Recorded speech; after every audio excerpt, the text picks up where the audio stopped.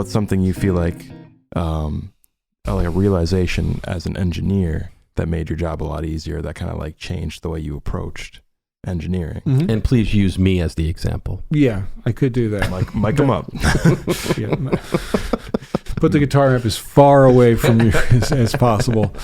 I feel the same way, actually. So yeah. Yeah, I mean, this is a hard one only because you every time you think you learn something, next time you do it, it's probably going to be different. There's some basic things that do somewhat stay static, but I think in a more global sense, not trying to impose myself on the session, at least initially. Sometimes I wind up imposing a little more. And what I mean by that is I actually go out and usually try to listen to as much of the band as I can.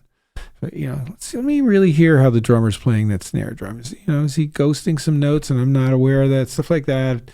I won't usually put my head down on Matt Fink's amp, but, for normal people, play at decent volumes.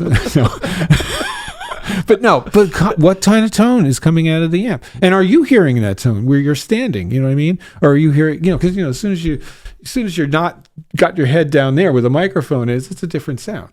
It really is, and for me, it's in the room. Right. Like if I'm in your biggest room, big live, I prefer to record in that room. Sure, it makes sense. And I don't know if that's because the way you're micing it, because I know you usually do 2 mics, right? Yeah, usually with guitar, I use a ribbon and a dynamic. May or may not wind up that way in a mix. Sometimes, especially if we did overdubs, I might skew that balance on the 2 different ones to create slightly different tone or imaging, stuff like that. Again, it's not rocket science, but those are starting places.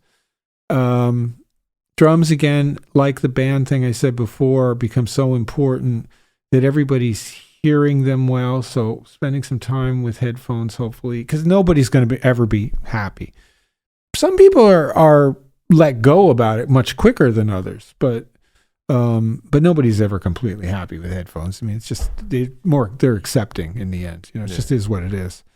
I'm good in headphones. I actually kind of prefer it because I like, especially when I play acoustic guitar, I like the fact that I can really place myself around the mic and almost even with the guitar work it a little bit. I need a little more low end in a passage, and I know I need to lean, more this way a little bit. I mean, this is all subtle stuff, or I need it to be a little brighter in a section. Mm-hmm. Then I know to kind of lean a little this way because I'm going to get more brightness towards the bridge or something. Mm-hmm. But I'm really listening in headphones. That's something I don't think a lot of people do. Hear their tone in the headphones and make adjustments accordingly, because you are hearing the most intimate, up in your face representation for the most part. I mean, we could throw in some room mics and things and make it a little more natural. I know I need that. Yeah, we have done that. Or somebody needs more reverb than others. Some people want extreme amounts of reverb in their headphones. I try to dissuade that with some things, but if it's about creating a vibe, then it's got to kind of go with it. Yep. So that's an important aspect. I think simplicity, trying to capture the sound as simply as I can first. Like, because I own it doesn't mean I have to use it. So I listen. Philosophy. I listen and I go, yeah, what's the simplest path to get this onto tape? Later on, if we want to mess with it, great. But we want to have what you did on the tape. And again, particularly because I'm doing music that largely remains at least pretty close to what we're recording, as opposed to, okay, we recorded this, but then we're going to mix a completely different sounding record.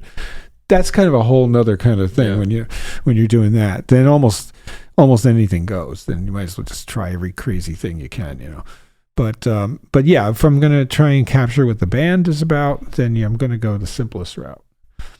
And I'd see a lot of people try and get tricky with that, or I've got to use a certain preamp for this, or it won't sound good through this. And I'm like, you really want to do the A/B test because you're going to fail. Yeah. I'm going to fail, but they're going to fail miserably. That kind of thing. Yeah.